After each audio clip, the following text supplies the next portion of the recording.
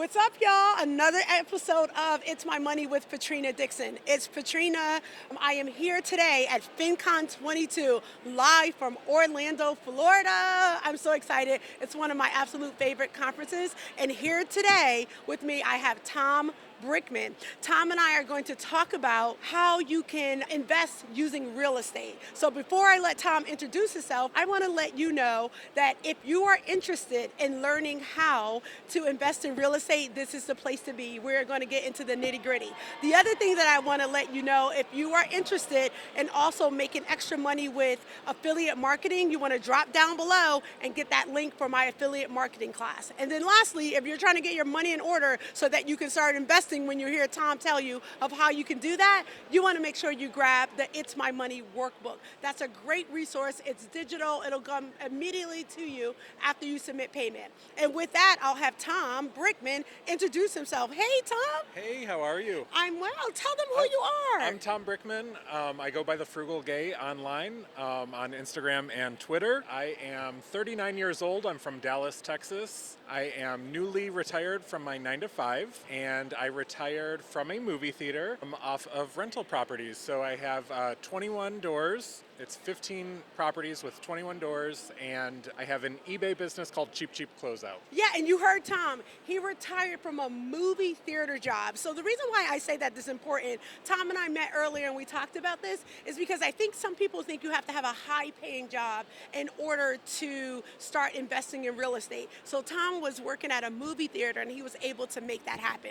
So Tom, let's take them to the beginning. Your first property, I saw you post recently and you said, I didn't want to pay rent, so I bought a property. Not everybody can buy a property because a lot of people don't want to pay rent. So talk us through how you got to that point for that first property. I was 21. I was in Toledo, Ohio. I was a senior in college, and I was making $8.50 an hour at Gap and Old Navy, and I just was tired of paying rent, and I needed to come up with a way that I didn't have to keep paying rent. I had rented the past couple years, and I had a Gap stock purchase plan through the company, and I cashed in my stock, which is a big no-no, but I used it as a down payment for that first property. It was a duplex. It was a $90,000 duplex at the time, and we picked the ugly one that my grandma and my dad liked, but they said this one makes more sense, it's better condition. I moved myself into the small upstairs unit that was not pretty and rented out the downstairs unit for $600 a month.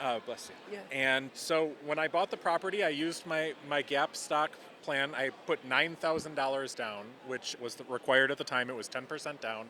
Wait, Tom, you keep saying your Gap stock. Wait, do you know what he means by Gap stock, right? Tell him what Gap stock is. Gap stock is ticker symbol GPS. It's stock of the company, the Gap, and at the time that I worked there, when I was doing new hire paperwork, they're like, you can sign up and get a purchase plan, and every check I purchased some Gap stock. So when I started at Gap at 16, but at 18 I started purchasing, and then by this time I was 21, and I had purchased, I had about $10,000 in there. I took out all $10,000, $9,000 went to my down payment, $1,000 went to my closing cost, and I remember we had the seller pay some of my closing costs because it was more than $1,000.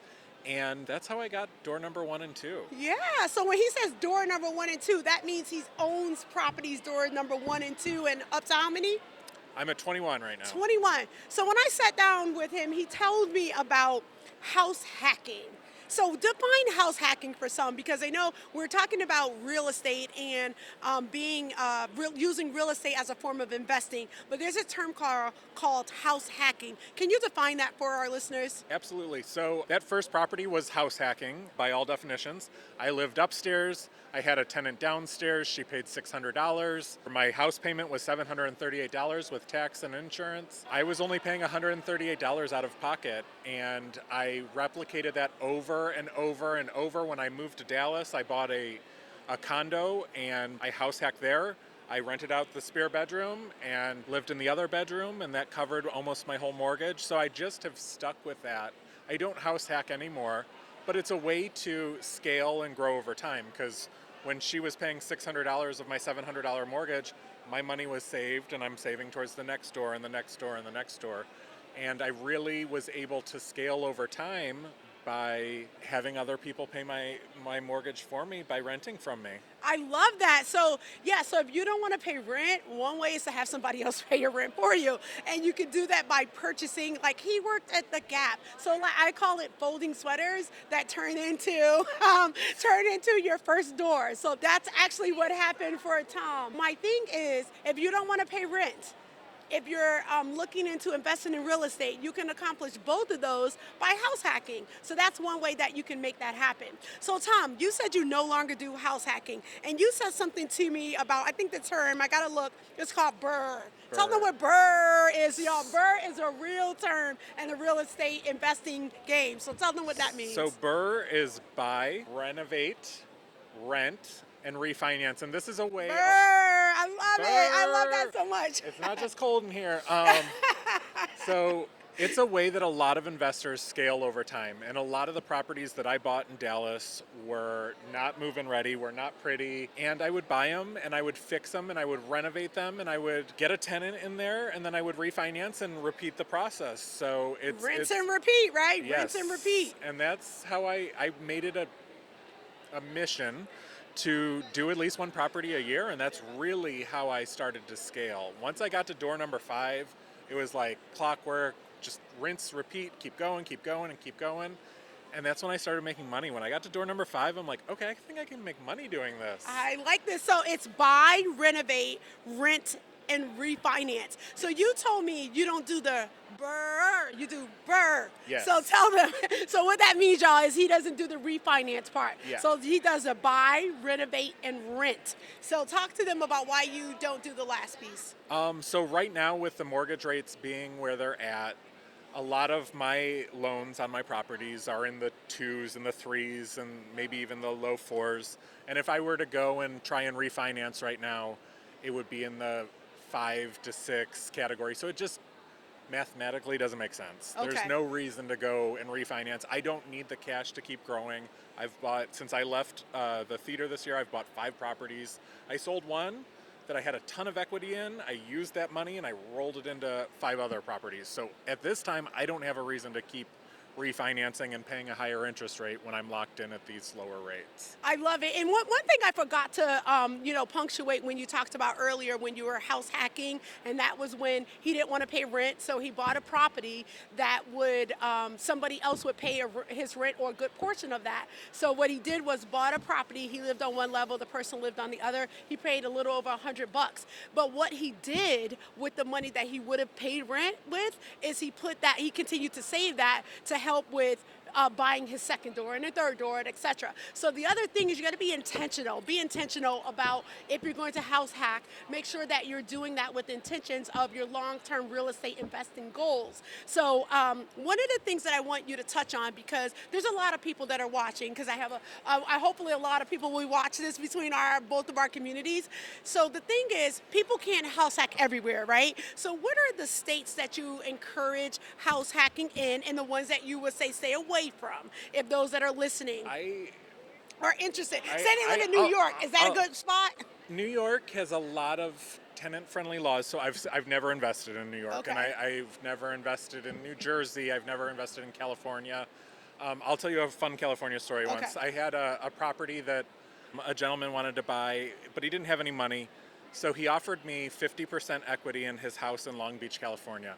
And at the time, it was probably I was selling my property for $50,000, and his property was about $100,000. So it was a good deal to give me, $200,000. Okay. So I was getting like $100,000 in equity in a house instead of getting, and I was selling a $50,000 house. Mm-hmm. But I was so nervous about the California laws that ultimately, and he wanted this house because he wanted his son to go to the school district that this house was in. Okay. That I was selling. So ultimately, I'm just like, I don't want to do that to myself. I'm nervous. I've heard so many horror stories about California, and I passed on it. And anyways, every time I look at Zillow and I see that house being $500,000, $600,000 now, I'm like, why did you self-doubt?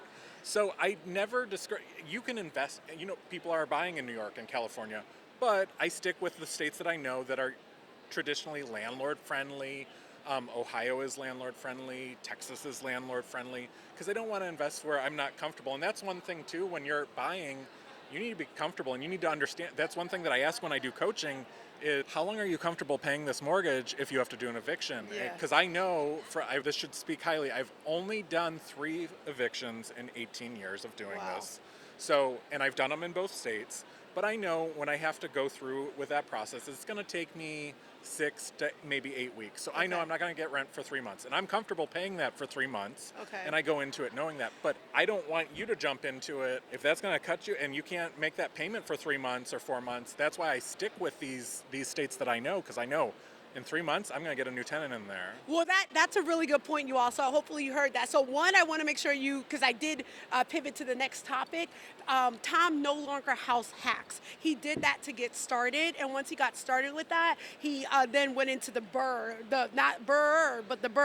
buy, renovate, and rent. And you want to follow Tom on social media because he's very transparent in the properties that he purchases and what he then rents them out for, the renovation process, so you get to see all that happen. But he made a really good point. As you consider real estate investing, and in the way that he's talked about in Burr, which is buy, renovate, and rent, you want to consider sometimes you get a tenant that is unable to pay their rent. You still have to pay your mortgage, right? The whole goal in doing this is that you're buying and you are not paying out of your pocket, but sometimes people fall on hard times. Look, we just went through a pandemic over the last several years, and people were not paying rent. So you do want to consider that. Make sure you have your emergency fund, or whatever you call the fund, your freedom fund, set aside to cover the properties that you have. So maybe when it starts out really well, when they're paying rent very frequently, you're saving some of that money to cover in case that's no longer the situation. So I wanted to make sure, as a money coach, I had to put that out there. So all of this sounds great, right? Buy, renovate, rinse and repeat. How does one get started with capital? So do they have to start with house hacking? Not everybody can work at a company, even like a Gap, who pays out stock that you can accumulate over a period of time.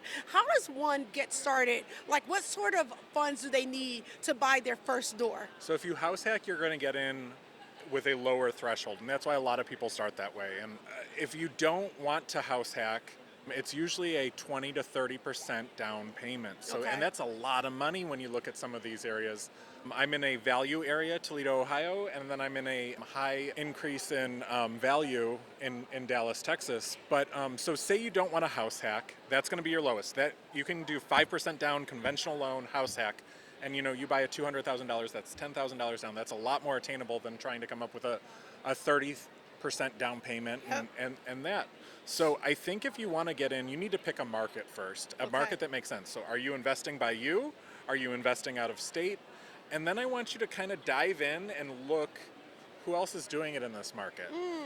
Bigger Pockets is a great resource that they have a forum, and they are separated by state. And when I was doing it, I wanted to see who else is in Toledo doing this, and what do they say, and what do they say about the management company, and how are they making this work.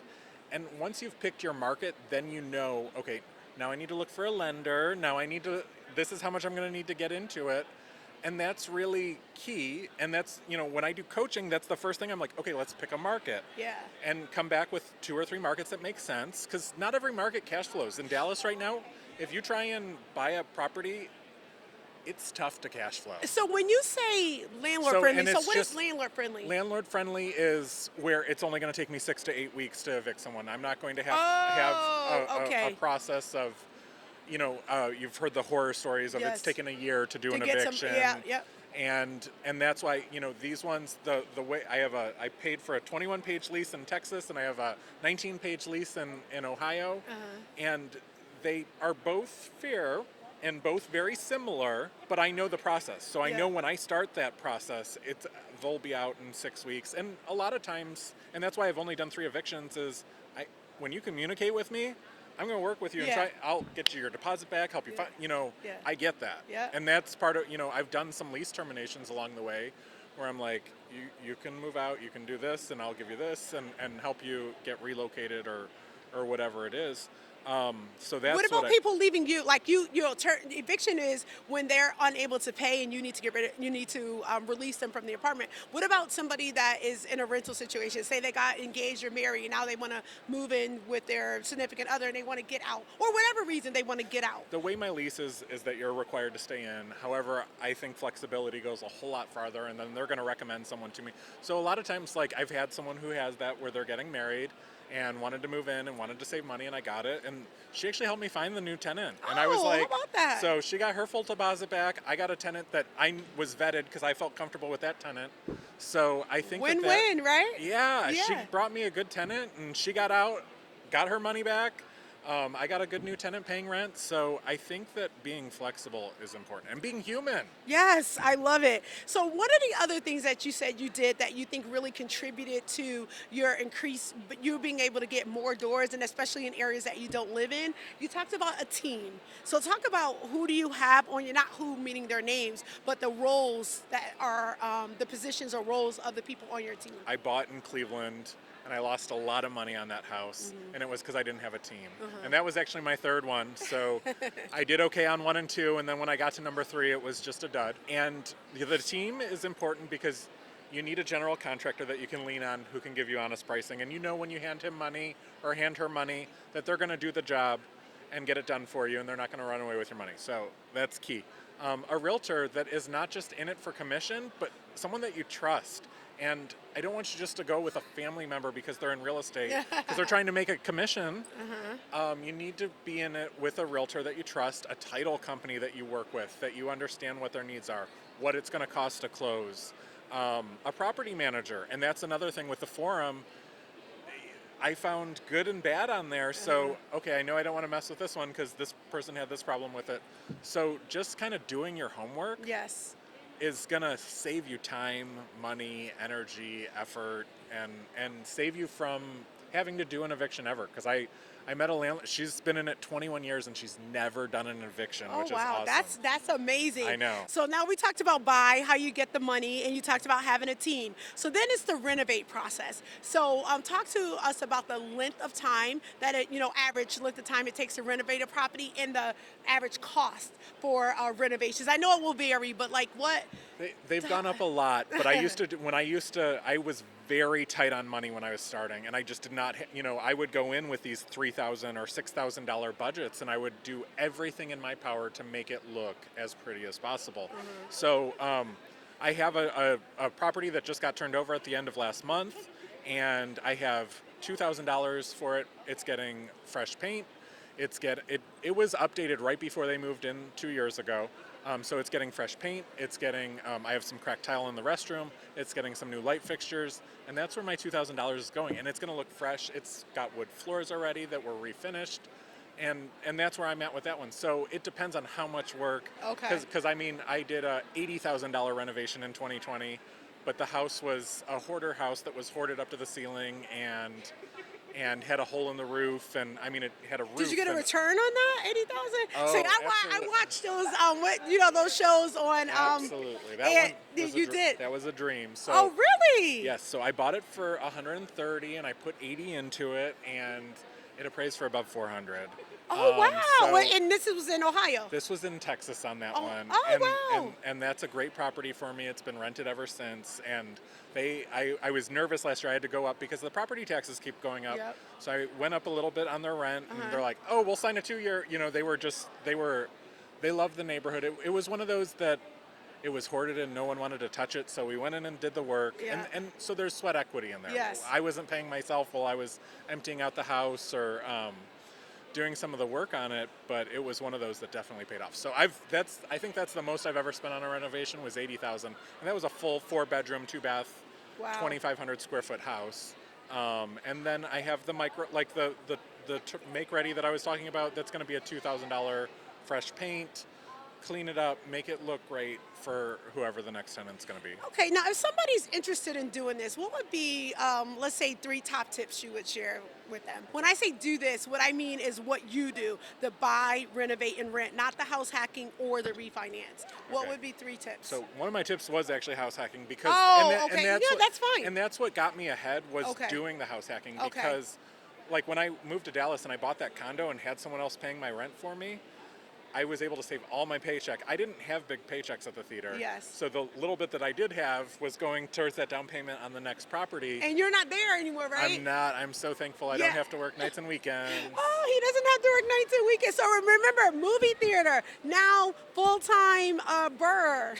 Yes. I don't know if that's the right word. Or a real estate investor. Real estate investor. I do Yes. the frugal gay, and then I Yeah. have a resale business. And that's one thing that you can only make so much at the theater, so I would turn to resale and I would buy products and I would resell them and I would sell them at a profit on eBay or Amazon, and that's something that, that was my side hustle. So house hacking, working your 9 to 5, I'll call it at the time, and then doing a side hustle. Those are the 3 ways that you were able to amass the capital to get you started into this process. So that's tip number 1.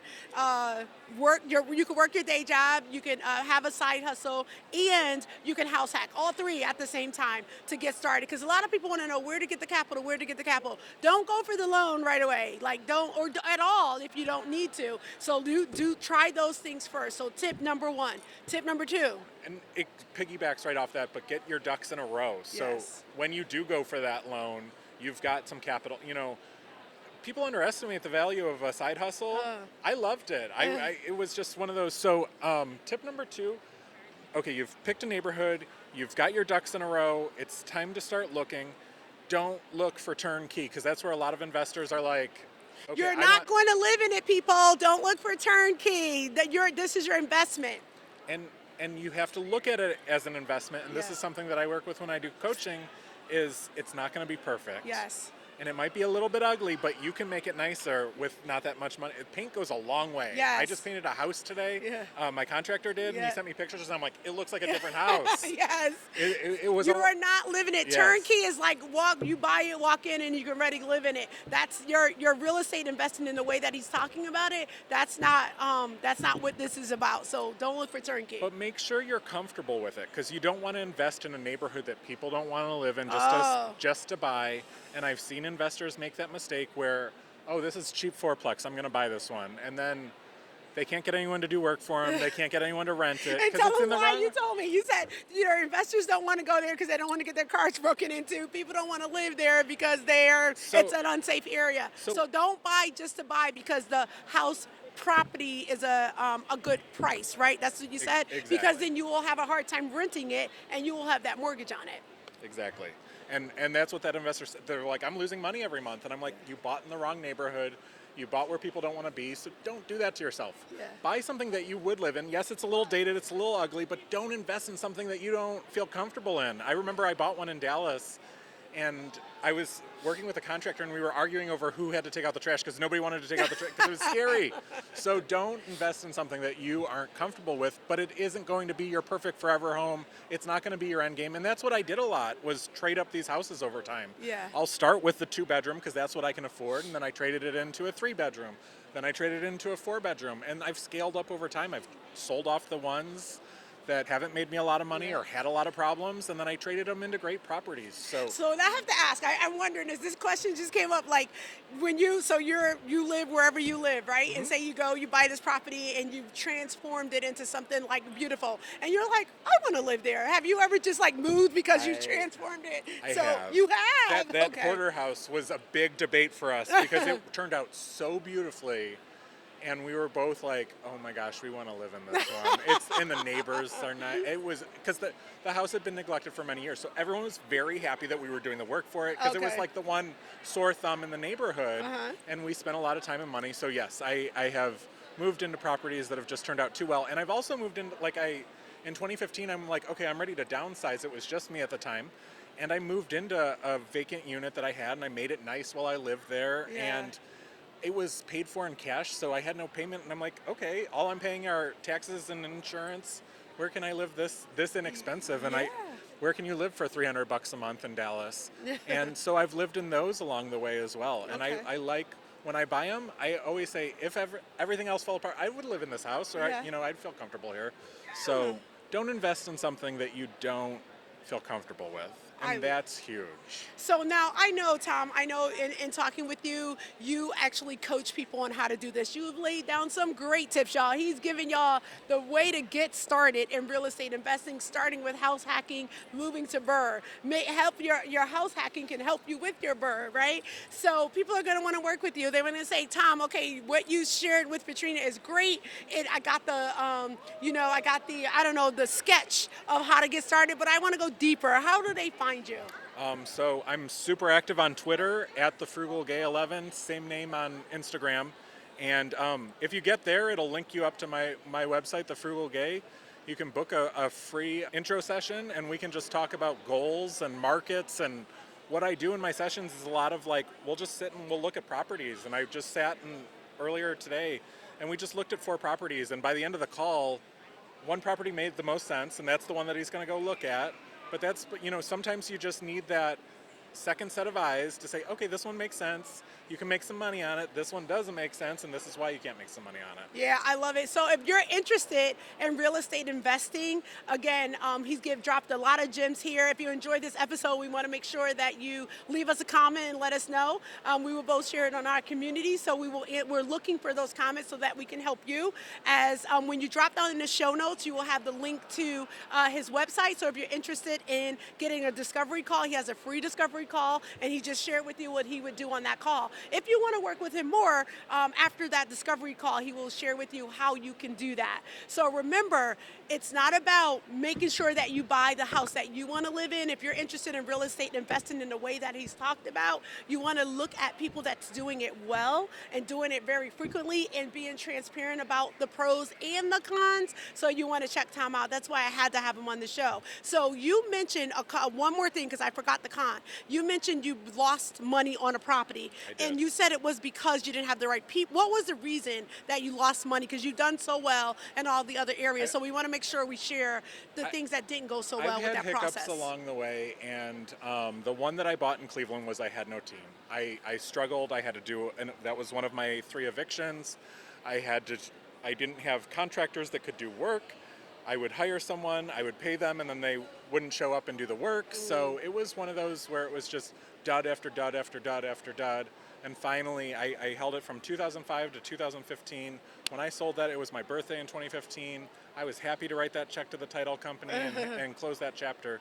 So don't underestimate the value of having a team. And even if you don't have real estate yet, you can network with people now and just make at least contact. Or, in Toledo, when I started, I leaned on friends from college. Oh, you do plumbing? Okay. Yes. And just have those numbers in there. You might not ever need to call them, but just in case. I loved having 3 plumbers' phone numbers in my phone. In case one doesn't answer, then I've got the other one. So you don't even have to own it to start building. Yeah, absolutely. And that's just simply networking, right? Right. Yeah, start building your team now, knowing what you need on that team. So when you have the money and you get ready to do it, you don't have to So this is what somebody told me when I got into business. Get a lawyer before you need a lawyer. So get a plumber before you need that plumber, because when that water is overflowing, that's when your price for the plumber is going to be more expensive. So you want to make sure that it's somebody that you use. The more work that you give to that person, I'm sure you can work out some things with them. So it's really important to start establishing the relationships now. So thank you so much for being on. We're at FinCon Live in Orlando, Florida. So excited. So this is live. I appreciate you that are always tuning in. And if this is your first time here, or even if you've been here before and you see the subscribe button in red, make sure you hit that. Subscribe to the show so you'll know every time an episode is dropped. I appreciate you. This is Patrina Dixon. And again, if you need help on budgeting and trying to get rid of some of the debt so that you can house hack, make sure you grab that free, that link to the budget sheet down below, as well as make sure that you grab the how to level up your money workbook. So we want to make sure that we're helping you to be able to do the things that Tom shared with you today. So thanks again, and keep it locked here with It's My Money with Patrina Dixon.